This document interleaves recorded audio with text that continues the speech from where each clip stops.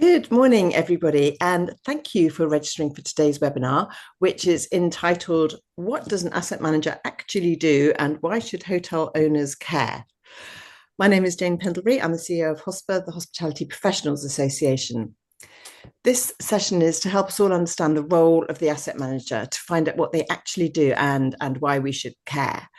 Asset management is possibly one of hospitality's most misunderstood roles.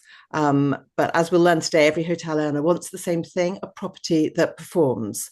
But between the boardroom and the front desk, there's somewhere in between where this figure sits and quietly makes the two meet, the asset manager, sometimes known as the owner's representative.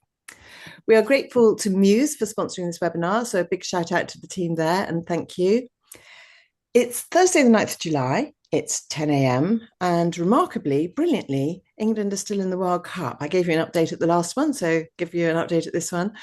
They're now down to the last eight and we'll play the quarterfinal match against Norway on Saturday evening if you're in the UK. I'm delighted to be joined today by two fabulous experts. We've got Alex Slaws, who is our lead tutor on HOSPA's asset management courses. We have various courses starting covering asset management and hotel investment management. And Patrick Angwin, who is founder of Canalytics, a boutique advisory firm specializing in asset management, analytics, and development advisory. We're due to be chatting for around 45 minutes today with time for questions. So we should be finished before 11 a.m., depending on how many questions you all ask. But please do ask questions throughout using the Q&A option, which you'll probably see at the bottom of your screen. If there's not enough time to answer the questions, we will get back to you afterwards. The webinar is being recorded and we're happy to share the link afterwards, and it will be available on our website as usual, either later this week or early next week. But let's get started.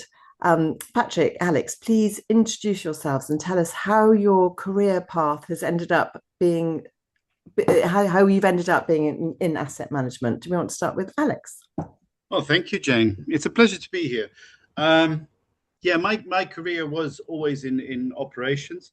I started very simple with pulling pints and making beds and worked my way up through the operations. But very early on, I had an interest for finance. So after doing the operational bits, I became financial controller by the age of 30, traveled a bit, worked in Hong Kong, and then grew up through the ranks, had a few lucky breaks, and ended up as vice president finance for a large hotel group. And then I was 40 years old, and it was sort of the thought, like, I have another 250 month ends or 480 month ends to go. What do I do now? And to be honest, I didn't really have an idea, but I knew something had to go. And that became asset management. Now, I was fortunate because in my operational role, I've done operations, and I also worked at head office of a large hotel company for about 3 or 4 years. So I had all the ingredients to make it work. And then my next lucky break was that Meridian, the hotel group at the time, went bust. Brand went to Starwood, and then the real estate was left.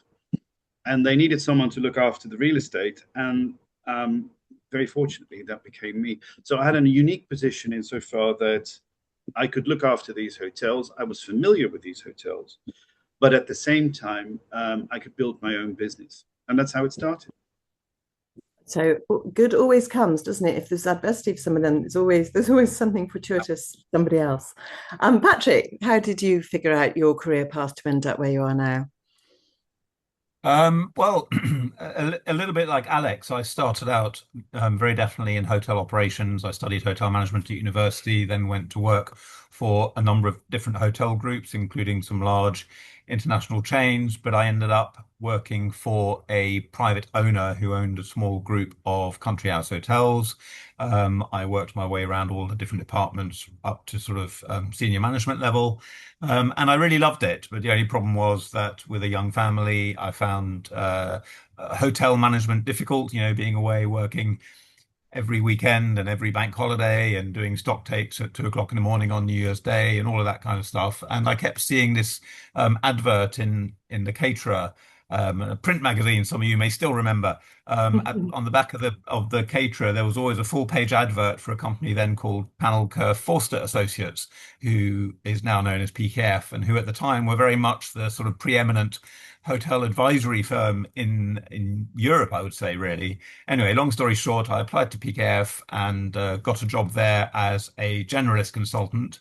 Very quickly discovered that actually working in hotels had taught me a lot about the sort of mine host side of hospitality, but not necessarily so much about the finance side of hospitality and how they work financially. And I then spent a number of years sort of learning my consulting craft with PKF, and then moved on through a number of different consultancies and ended up with a company called Vision Hospitality Asset Management. And they no longer exist, or at least not in that form. They were taken over by Colliers and are now the asset management arm of Colliers. But that's where I sort of went from doing primarily feasibility and development type work back towards a much more operationally focused type of work, because at Vision we did really operational hotel asset management, and I really loved it. And after that, I decided to set up my own advisory firm, where I did a mixture of development advisory and also asset management. I worked under my own company. I contributed to a number of other companies, and I helped Horwath HTL establish an asset management practice. And since then, I've just been really mostly focused on asset management, or as you said, sort of primarily owner representation. So really trying to help owners of hotel assets understand and maximize the value of their assets. Understanding that a lot of the clients I work for is primarily what I'd term sort of big money. So, private equity, financial institutions, those sorts of people, generally full of very smart people, very financially astute people, probably more, well, not probably, definitely more financially astute than me, I would say, but not necessarily hotel experts. And so where my role comes in is to really act as a bridge between the owner, who knows what they're expecting and why they've invested in hotels, but doesn't necessarily understand the intricacies of how the hotel business works, and the operator, who's obviously in charge of delivering the hotel performance. And we sort of act as a bridge between those two, and it's a lot of fun. Brilliant. And so quite similar, different paths, but quite similar paths. Alex, do you think that's typical of the asset managers that you hang out with? I think generally speaking, there's two types of asset managers, and ideally it's a balance in between the two. I mean, Patrick and I are quite similar in where we come from, and then you have a group of people that come directly from the hotel schools, who've done a master's, but maybe in Switzerland, maybe here in the UK, it's Surrey, and they are to add to what Patrick is saying, they are very financially astute, but they miss that operational part. So it's a balance, because you need, on the one side, you need to be financially astute, and you need to understand where an owner is coming from, and how valuations are done, and how financing and refinancing is done. But simultaneously, it's super important that you understand what's happening on the work floor. So in an ideal situation, you have a combination of both. And I've been fortunate enough in my career to actually explore that, and I think Patrick has got that as well. But you get something sometimes. I mean, it's not regulated. Asset management is not regulated, so anyone can be an asset manager, a bit like a nail technician. But at the same time, you need to have that understanding. And there are people who have been a general manager for a long time but have no knowledge of that financial part. A hotel does not need two general managers.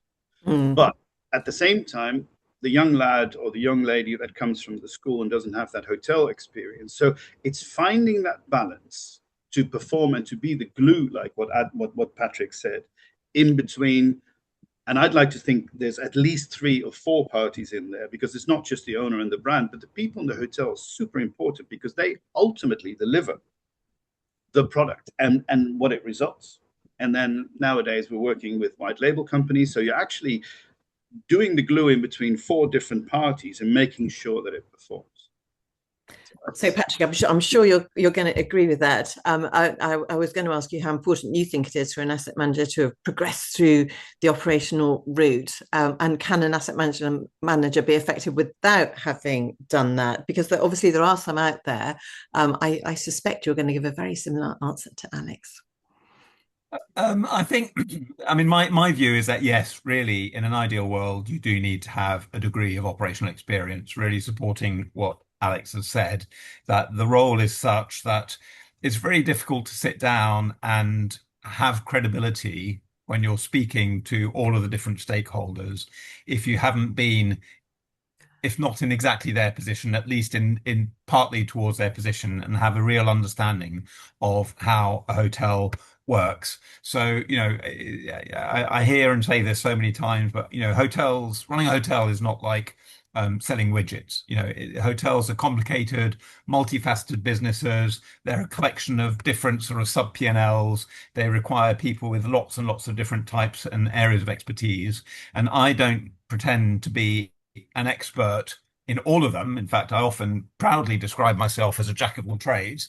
But what I do have is exposure to all of those different elements, not just from books, but from the coalface or at the coalface. So, it's a little bit like driving a car or piloting a plane. I mean, in theory, you can learn the theory of it from a book.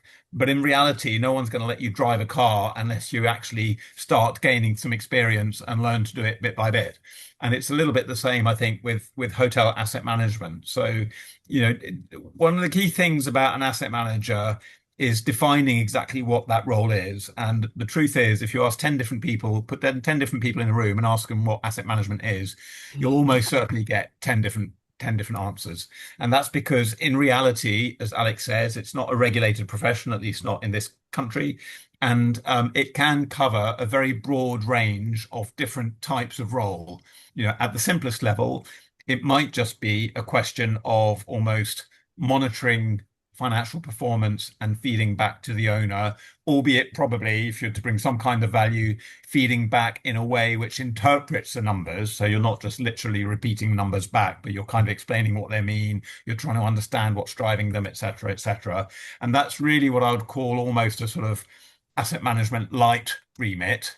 At the other end of the scale, you really may be in charge of driving and overseeing all sorts of things like, reviewing PIPs, property improvement plans, overseeing refurbishments, approving capex plans, looking at and definitely approving budgets, all of these sorts of things, on top of sitting down in front of the operating team on, at the very least, a monthly basis, sometimes much more frequently, to really understand the business and challenge the operator and hold them to account. And I do see holding the operator to account as a big part of the role, not in a adversarial or confrontational way, but really in a supportive way, which is there to help them make sure they're performing to their best, but also making sure that they're doing the best job they can for the owner. And I mean, again, Alex mentioned, whether it's 3 parties or 4 parties or 5 parties or whatever, there are a number of different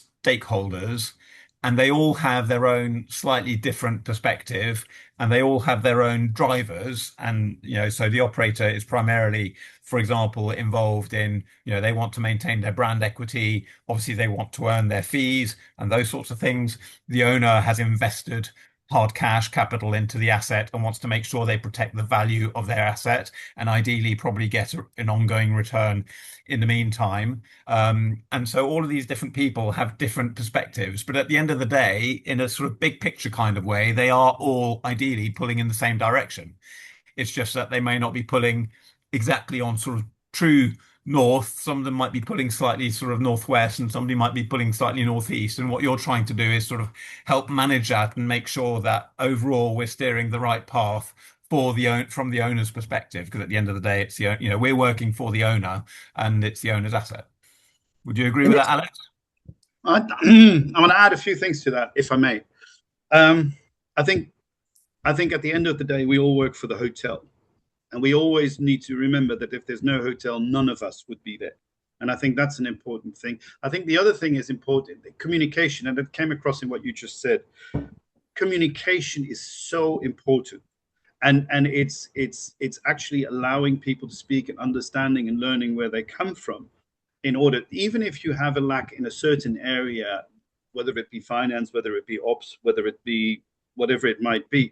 But if you're open from a communication perspective and willing to sit around the table and listen, then you can get something to work. And ultimately, what you need to do is you need to align all people, like you say, that everyone can go north, right? And that's why you need to, but if you have an openness and if you have good communication, then that slowly but surely forms itself. And that means that the hotel is starting to move in the right direction. And then it becomes relatively easy because everyone talks to each other and everyone is working towards the goal of making the hotel as successful as possible. Because ultimately, if the hotel is successful, right, the valuation goes up, the owner is happy, the fees are good, the brand is happy. Hopefully, there'll be great bonuses for the people that work in the hotel, and we get our fees. All is good. Okay. It's funny when you said about communication. Of all the webinars I've done over the years since the pandemic, really, when we started, I can't tell you how many times I've come to the conclusion that communication is key, and it's so often, but I think probably nowhere more so than asset managers. So what we're saying is, if there's an owner who isn't a hotelier by trade, then the wise ones will always take on an asset manager to help be that translation between the operation and their financial investment. It's not always the owners, is it? I think you touched on it earlier, Alex. Sometimes it might be the banks when it's all gone. Yes, I mean, that obviously happens when, I mean, we all know that hospitality, everyone who has their father-in-law and their mother-in-law staying over for the weekend thinks they can run a hotel. And sometimes that goes a little south and doesn't really work. So then if it really goes wrong, and owners are not always open for it. I'd like to think, and that's a bit of a sales pitch, that like I can make my fees back 6-7 times over quite easily by adding value to the property and as such driving that forward. But that's not always the case. If a bank takes over because things are not going particularly well, then you end up in a different scenario in which that communication becomes even more important. But you're dealing with bankers who are not always familiar with the way a hotel operates. And I think, Patrick, you touched on it before. I like to have a clear distinction when you work with institutions like that and say, I can manage everything up until EBITDA and I can tell you what's going on. And then you guys take everything that is below EBITDA and we sit together on a weekly basis. Because it could get hairy when a bank takes it. And obviously the bank needs to look after their investment and their money. But if there are significant cases where that communication prior to the banks taking over did not go particularly well, then there is quick wins to be said as well. And I have been in situations where the hotel team was not listened to. And all of a sudden, people start to bloom when you give them that opportunity and say, like, well, what do you guys think? How can we make this? How can we turn this situation around? And then usually you get very practical, hands-on experience from people in the hotel who perhaps beforehand were slightly quiet. And I think that communication and the dynamic you get from that can give a whole hotel team a tremendous boost. And you see surprising things. Yeah, I think so often you hear a front desk person who's there dealing with the guests day in, day out, following a standard operating procedure because they've been told to, and thinking, this is crazy, I'm doing this twice, or I'm doing 10 things to get one result. But the same applies to a housekeeper or chief engineer. Yeah, of course. Because they're on the coal face and they're dealing with it on a day-to-day basis and they can see things.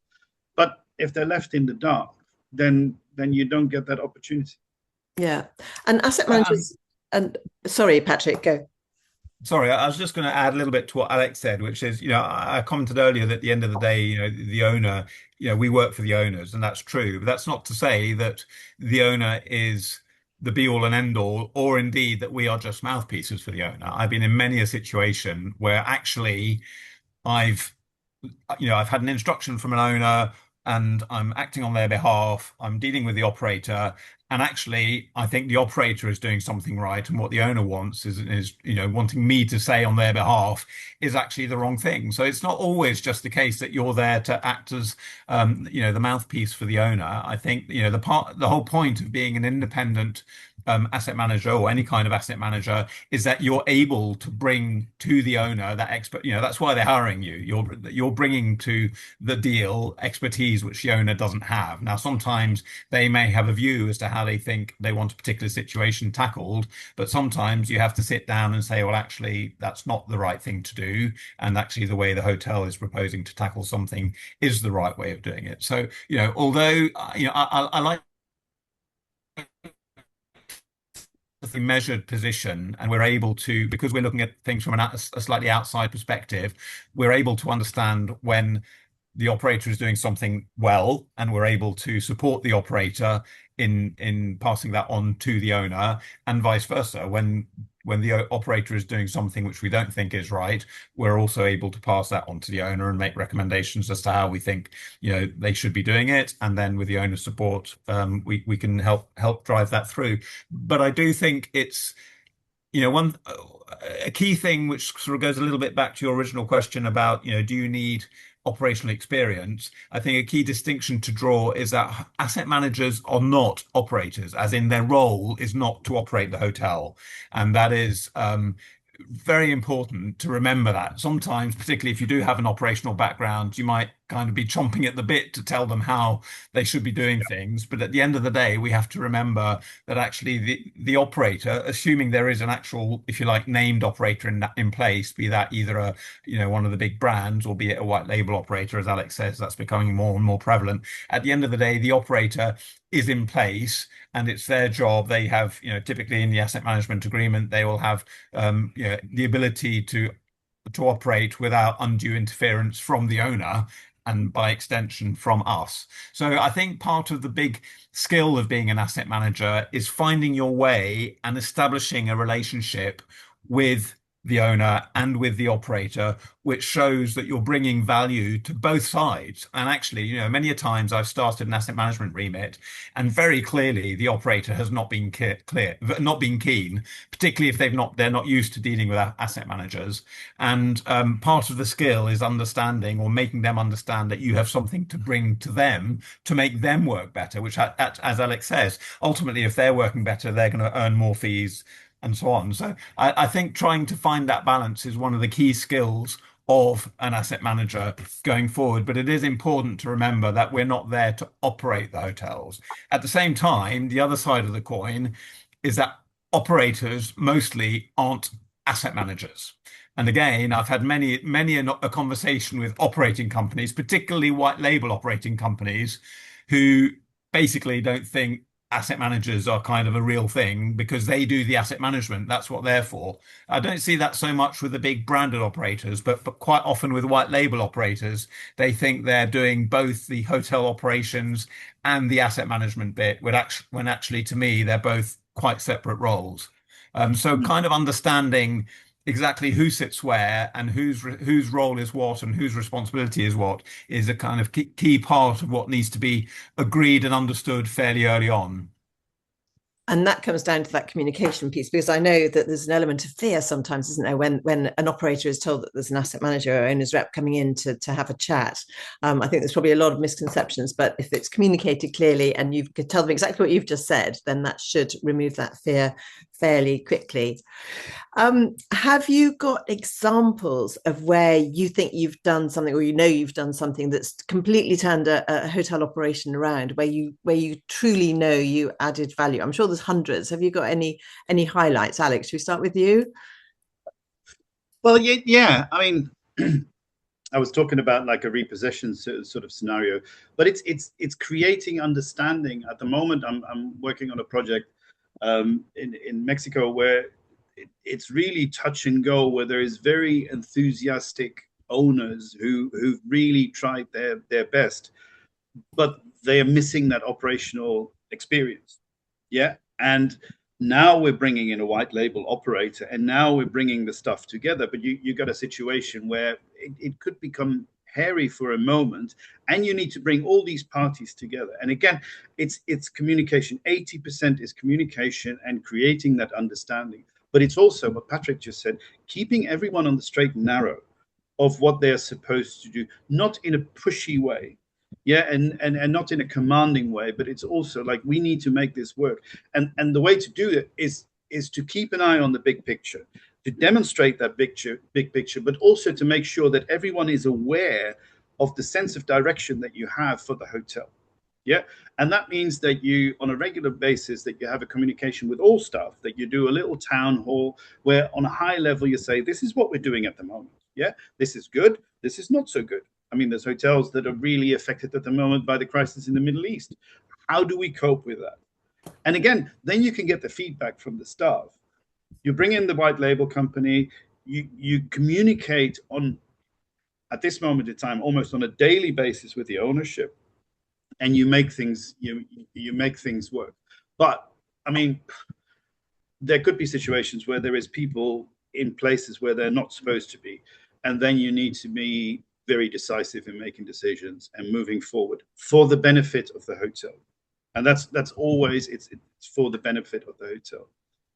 So I think, does that answer your question? I think it does. I think it does. Good. Patsy, have you got any standout moments or things that you think back to that have just, you've thought, yes, I did the brilliant job here? I'm sure every time, but is there a highlight?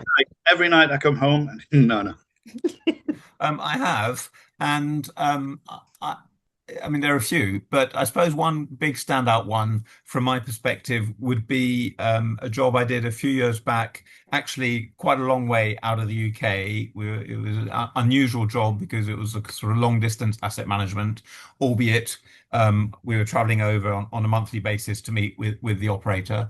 And the owner brought us in because they had a portfolio of hotels. They had a long-standing relationship with the operator, who was one of the big international operators. I won't say which one. And they'd already had a number of hotels with them, which were trading quite well. And the owners had recently basically invested in and built a brand new 5-star, one of the best hotels in the country. And that same operator had been brought in to operate it under one of their luxury brands. And not to put too fine a point on it, it wasn't doing great. It wasn't doing anywhere near as well as they had been led to believe it would, and they were scratching their heads a little bit as to why. So we were brought in, and we sat down, we did an extensive review, we met with all of the management team, we spent quite a bit of time on site actually experiencing the product and understanding how it was working. And this is going to go slightly against what I said earlier about how we're not operators and we're not there to operate the hotel. But in this particular case, one of the things which became clear, and I was actually amazed because it's a brand for which I have a lot of respect. I've done a lot of work with over the years, and I think they're really good at what they do. But in this one particular property, they really weren't doing a very good job, for all the fact that they brought in, specialist teams from, head office to tackle this and tackle that and put these systems in place and so on and so forth. It felt like nobody had actually taken a step back to make sure that the hotel as a whole was operating cohesively. So there were individual little bits which were working really well, but actually as a whole it just wasn't working at all. I mean, I'll take an example. Breakfast, they had this fantastic breakfast buffet, but it had been badly designed by the architect to keep food hot, and there were lots of management on site who were going around checking that guests and that sort of thing were okay, but nobody was actually keeping an eye on the buffet itself to make sure that the bread wasn't drying out and curling up at the edges, because this was in a place where they quite high up in the mountains, and the atmosphere was such that the food behaved in a particular way. Nobody was checking that the porridge wasn't going all sticky and stodgy. Nobody was checking that the réchauffé dishes were keeping things warm. And those are really basic kind of operating procedures which you would expect a top shelf branded operator to get right, and yet they were so busy focusing on the guest because they were supposedly the best hotel in the country that they weren't actually keeping those sorts of things under control. So we quickly highlighted those sorts of issues, and once we highlighted in a positive way, not in an adversarial way, but once we'd highlighted that and got over the kind of initial pushback of putting the general manager's nose out of joint that he hadn't picked up on it. Actually, it was rectified and that was made a lot better. And there were lots of little examples around, similar to that, where things like, their purchasing controls weren't properly in place, some of their financial reporting wasn't properly in place, and they had a lot of very, very experienced, good operators on the scene, but some of them were really good with guests and really good technically in terms of what they were doing, but they weren't necessarily that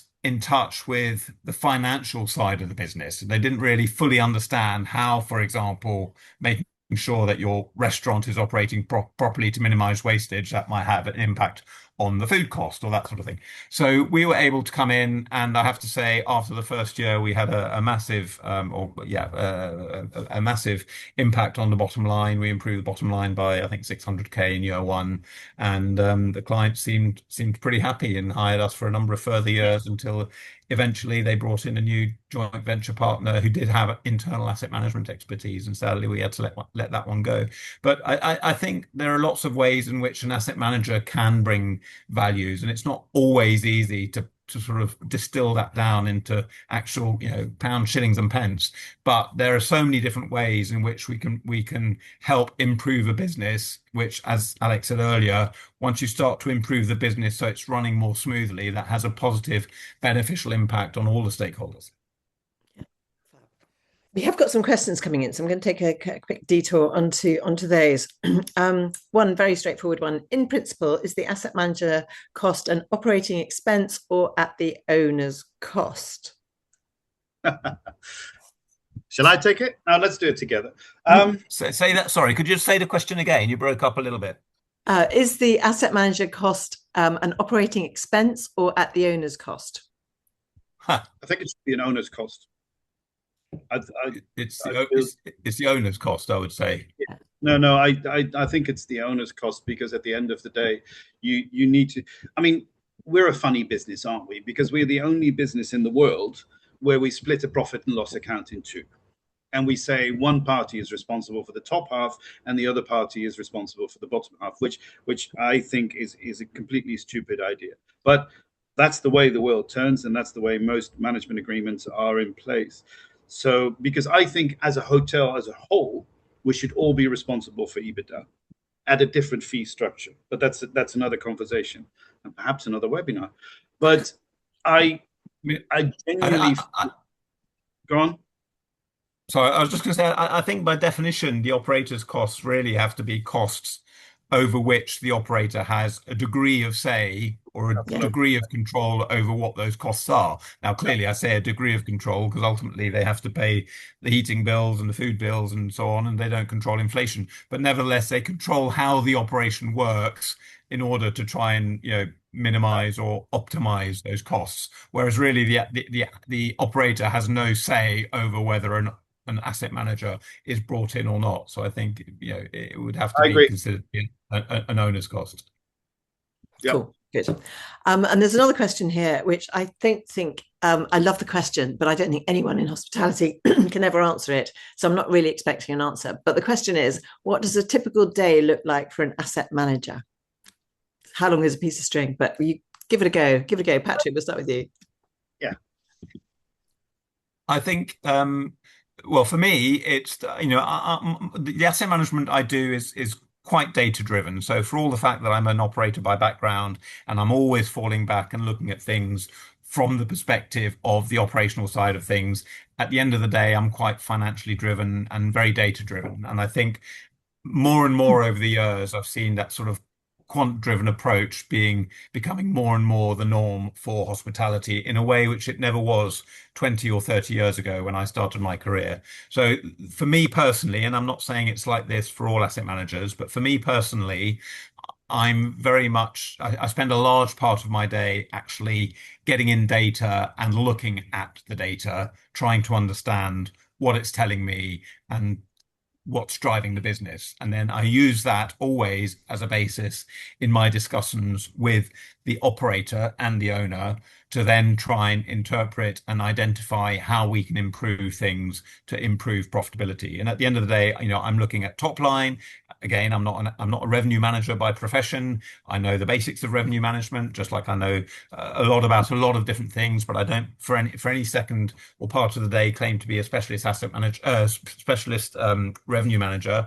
But I do have a look at how the revenue is coming in, both in rooms, which in most hotels is probably the biggest part, but also through other departments. Try and understand how all of those revenue wheels are interspinning. So what part of the non-room revenue, so food and beverage and ancillary revenue, spa, etc., is being driven by people in the rooms and what isn't. So I spend a lot of time analysing that and how we can maximise that. I also spend probably even more time trying to understand how that revenue can then be effectively converted into profit. So how we can optimise costs, but in a way which doesn't detract from the quality of the operation. I think this again comes back to where having an understanding of how hotels actually work in practice is not just a sort of pen pushing exercise, but where we can maybe trim costs in a way which has a beneficial impact without adversely impacting the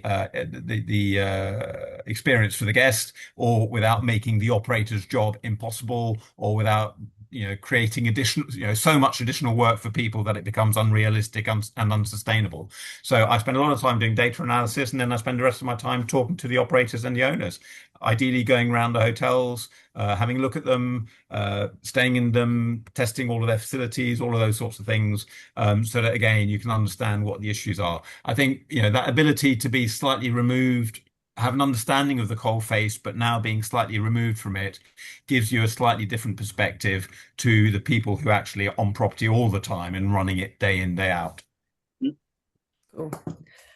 Should we just go on to another question, Alex? Is there anything pressing you want to add to that? Or I think there's a little, obviously it's very similar to what Patrick is doing, but I would like to think that there's three parts, because the other part is that there has to be a constant networking within the industry, which I think is really important to stay abreast. And we're running a business, so I'm pitching for business, and I'm trying to get more business. So I would say a third, I look at the data as they come in. I look at the hotels. I'm available to communicate, as you described. But I'd like to network as well, and I'd like to work towards new developments, new projects, etc., Whether that is asset management or whether that's hotel development is irrelevant. So yeah, those three. Brilliant. I like this question. What is one decision that a great asset manager might make that an operational finance person might not see? Does that happen? And the question goes on: what value are they adding? I mean, it might be, if communication is good, probably nothing, but you might have some answers for that. A decision that an asset manager makes that a finance person does not see. An operational finance person. An operational finance person does not see. That's a challenge. That's a good question. I like it. How good is the operational finance person is then the question, of course. I think there's certain aspects, and having done operational finance for a long time, you're really focused, and Patrick, you mentioned that before, you're really focused on sort of the day-to-day stuff, the month-to-month stuff, and making sure that you do everything as good as possible. And from time to time, you might lose the how do I say this? The creativity in a way. And I'll try to give an example, is that there are gray areas within the way you do accounting. And for instance, if a hotel is for sale and you need to get the best valuation possible before you put it up, then you could argue that certain maintenance costs could also be capitalized. Yeah.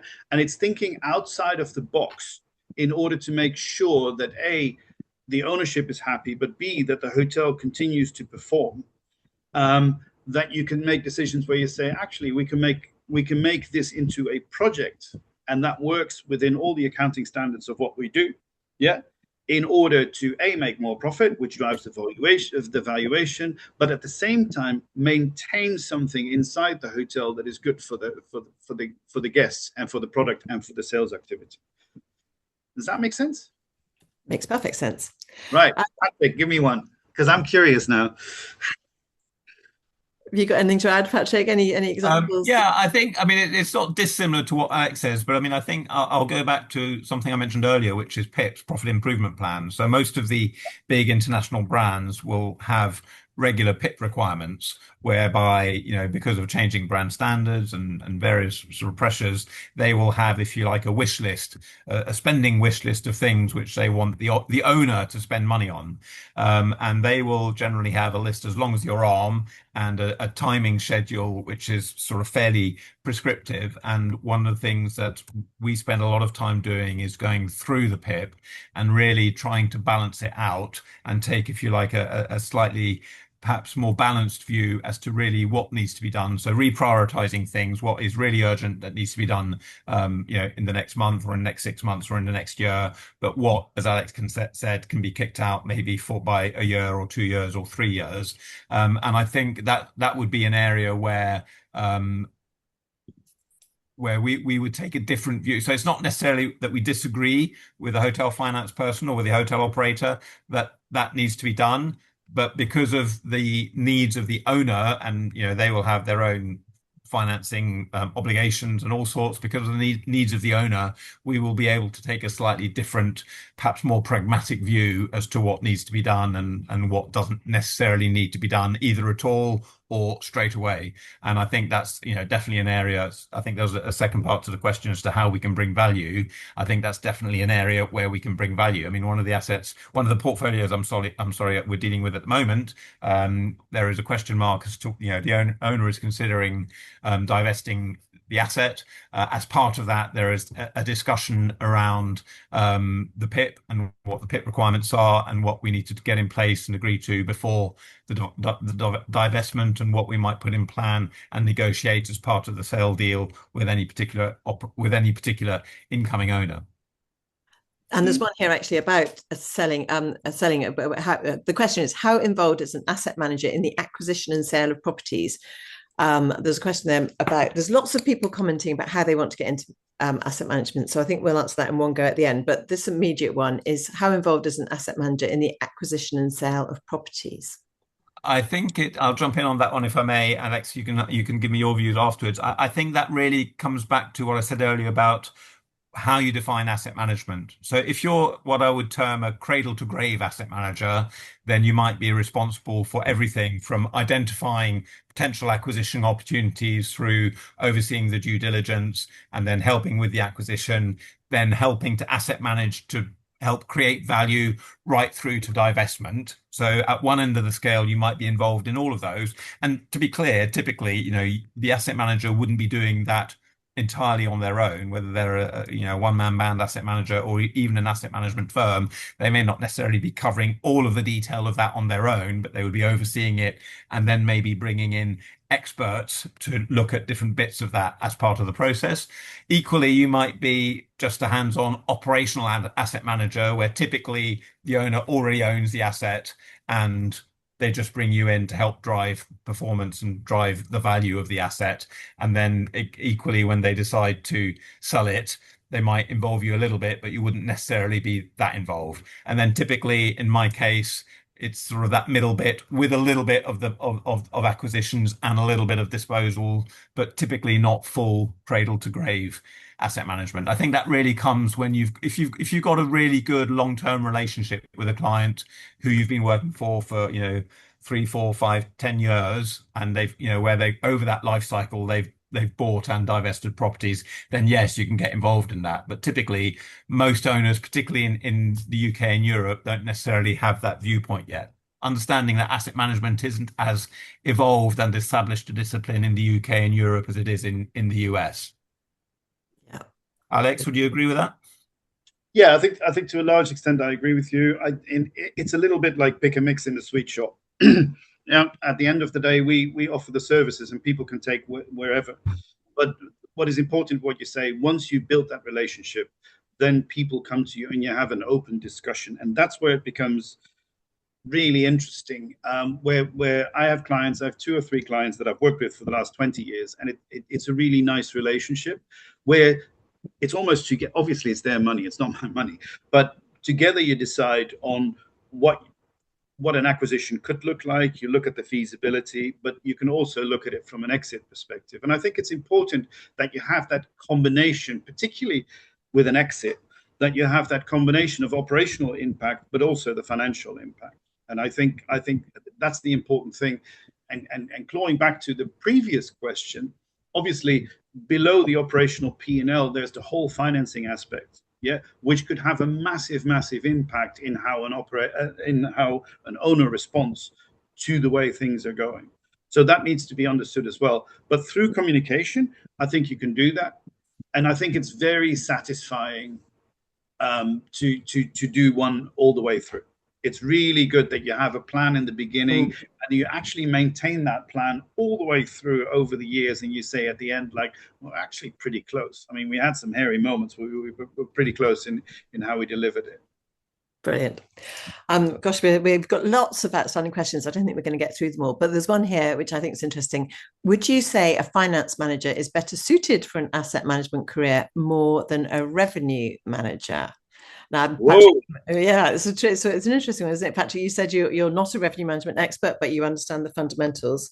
What would it is? I guess they would just make a different type of asset manager. It is. I mean, just to qualify that, I'm also not, a finance director. I'm not an accountant. So, I'm not a specialist in either of those two disciplines, but I have a good, solid understanding of both of them.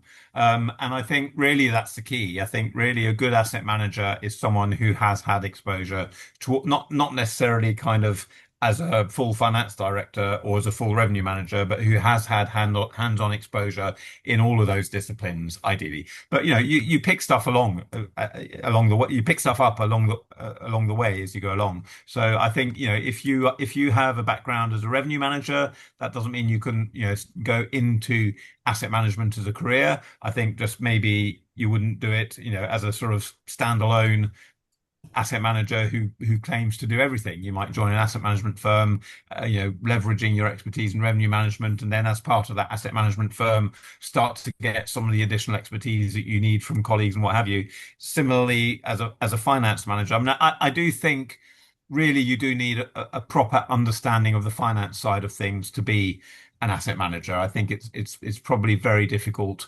to bring value to the owner if you don't understand the finance side. But again, some of it you can kind of pick up along the way. What would you say, Alex? Yeah, I think both are equally important, and I think revenue management from time to time is really underrated, because at the end of the day, if you look at the structure within a hotel, that revenue management, if the revenue is not coming in, nothing is going to happen, right? So it's crucial, and if you have a good revenue management strategy and you perform well within a reasonable comp set, I think that is a massive tick in the box. But I agree with you, it's the other side as well. Now, there happens to be courses for this, but we'll get back to that later. No, I was actually going to dive in with that, because a lot of the questions are, and some of them are coming in anonymously. If people that have sent them in anonymously want to send a private message, and we can get back to you individually, because there's a lot of people asking, I've done this, I've done that, I've done this. How do I get into asset management? So that actually is a perfect segue into a question I was going to ask you anyway, which we would be remiss in not doing, talking about HOSPA's asset management courses. Alex, over to you. Thank you. I think, and I see within the HOSPA courses, I see a lot of people that come from revenue management, from a general management, from sales and marketing background. And it's more, I think the first step would be to understand the peripheral, which is what is happening outside the hotel operation, right? What does an owner do? What does the banks want? Where do we get our insurance from? How do we deal with rates, with business rates, not room rates, but business rates, UBR. And it's getting that understanding and then see if that is something that is for you. But what is the nice thing about the HOSPA courses is that it gives you that overview in the peripheral of the industry. So it will be good whatever you decide to do, whether you want to go in asset management or not, because it gives a broader perspective of how a hotel operates. And I love doing what I'm doing, and I'm not saying that because Jane's in the room, but I genuinely love what I'm doing. And I'm open for anyone to have a 20-minute conversation to see what fits, for you as a person. And because it's also no good if you subscribe to a course and then it's not what you want.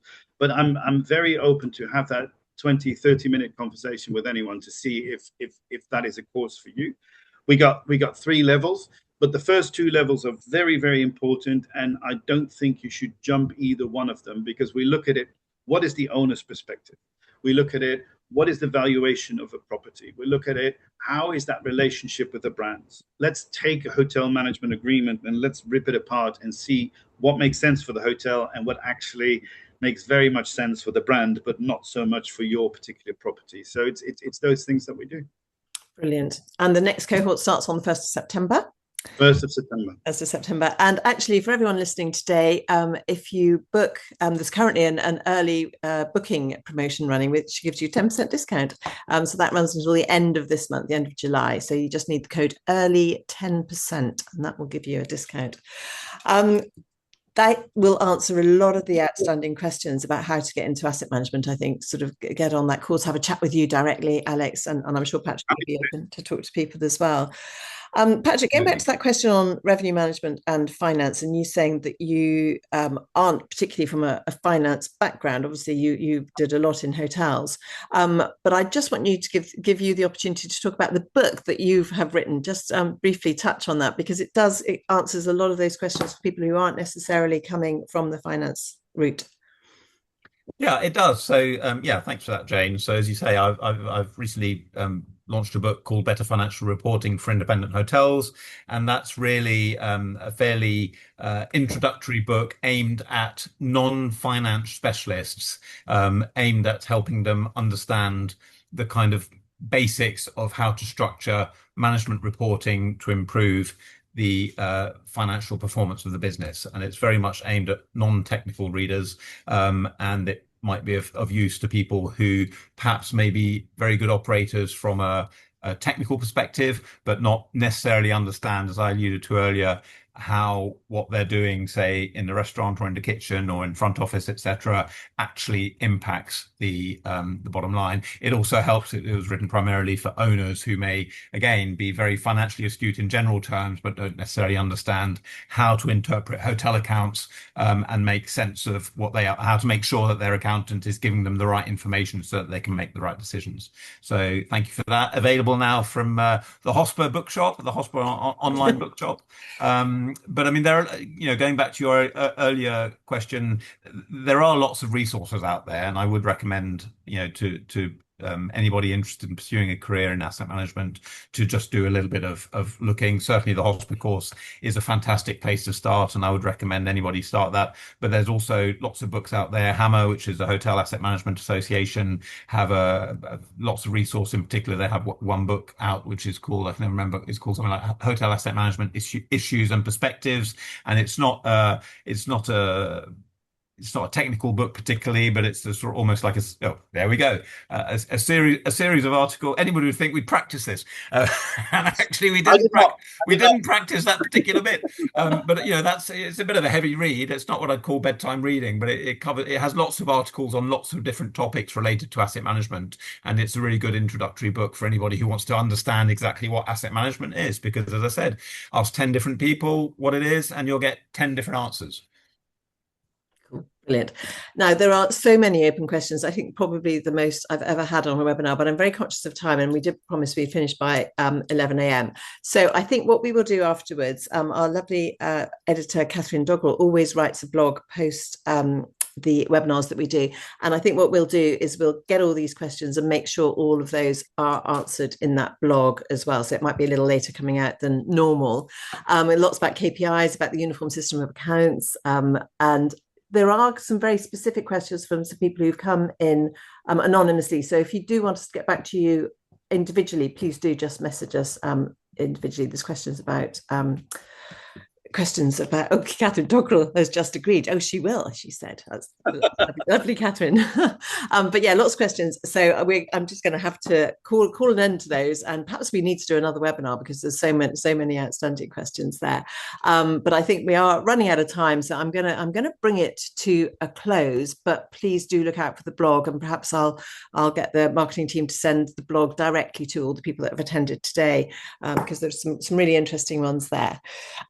as I always say, if you need formal advice, then please approach your professional advisors or come to me at HOSPA for a referral. And please let me know if you'd like to be directly introduced to either Alex to talk about the courses or anything else, and also Patrick. Please take a look at hospa.org for other upcoming events. It's that time of year when things start to slow down on the industry events front, but the HOSPA team won't let up over the summer. We'll be working away on the plans for HOSPACE on the 12th of November at the Royal Lancaster in London. And you may have seen that the nomination process for the Leadership Awards are now open. So please do send those in our core disciplines, finance, revenue management, commercial management, ESG as well. So please do go and look at that. Take a look at the HOSPA website for more information on our professional development programs, because I think, as Alex said, an ideal way for somebody who wants to transition into into asset management from an operational role. So, and as Patrick says in the shop, there's a link to his book as well. But thank you again so much to Alex and Patrick for the informed input and discussion today. I think it's been a great discussion. As I said, I think we could go on for another hour very easily, but I think we'll have a look at these questions and then come back to everyone on those. But thank you very much to the two of you and to Muse for sponsoring today.